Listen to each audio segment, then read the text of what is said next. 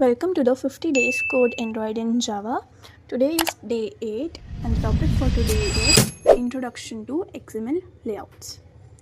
In Android, the user interface of an app is mostly designed using XML. XML एक language है जिसके through हम apps के layouts को डिफ़ाइन करते हैं, मतलब हमारी ऐप कैसी दिखेगी. XML इज़ लाइक HTML, मतलब HTML वेबसाइट्स को डिज़ाइन करने के लिए यूज़ होती है, ऐप्स को डिज़ाइन करने के लिए XML यूज़ होती है. तो हर एक एक्टिविटी के लिए एक XML लेआउट होता है जो हमारी ऐप की स्क्रीन को डिफ़ाइन करता है, उसके लुक को डिफ़ाइन करता है. Each activity in your app is usually linked to one XML layout file that defines your how the screen looks.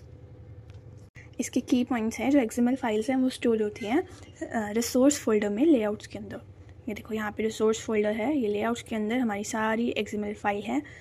इसके अंदर कुछ ना लेआउट्स होते हैं. मान लो मैं यहाँ पे ओपन करती हूँ ये एक्टिविटी मेन डॉट XML, ठीक है. ये जो सबसे ऊपर वाला टैग है ना, ये लेआउट है, ठीक है, कंस्ट्रेंट लेआउट. इसको मैं हटा के यहाँ लीनियर लेआउट भी लिख सकती हूँ.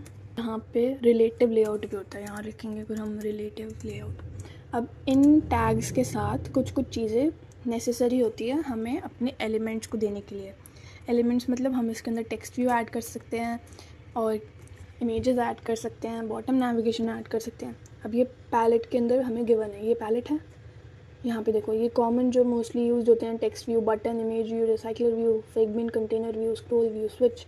अब यहाँ पे आप खुद से सर्च करो, यहाँ बहुत सारे हैं, ठीक है. अब मान लो हम इन एलिमेंट्स को ऐड करेंगे तो वो हमारी स्क्रीन में कैसे दिखेंगे, मतलब उनको कुछ लेआउट के अंदर लिंक होना चाहिए ना. ये फ्लेक्सिबल और मॉडर्न लेआउट है और रिकमेंड करा जाता है. ये बहुत अच्छा लेआउट है, लेकिन हम प्रेफर करेंगे कि यहाँ टॉप पे हम हमेशा लीनियर लेआउट दें ताकि हम अपनी ऐप्स को इजीली बिल्ड कर सकें. और हमें क्योंकि कंस्ट्रेंट लेआउट में हमें बहुत देख के चलना पड़ता है कि आपस में एलिमेंट्स को हम रिलेट कैसे कर रहे हैं. अब मैंने यहाँ तो एक ही डाला है एलिमेंट, ठीक है, और भी डाल सकते हैं, और टेक्स्ट व्यूज डाल सकते हैं, और इमेज व्यू डाल सकते हैं, बहुत सारे डाल सकते हैं. तो मैंने कैसे रिलेट किया, ये चीज़ें देना ज़रूरी है. मैं इनको हटाऊँगी ना, यहाँ रेड लाइन आएगी, ये आएगी रेड लाइन, क्योंकि कंस्ट्रेंट लेआउट में वो पैरामीटर्स देना ज़रूरी है कि वो लिंक कैसे है. So that's it for today's video. Do like, comment, share and subscribe.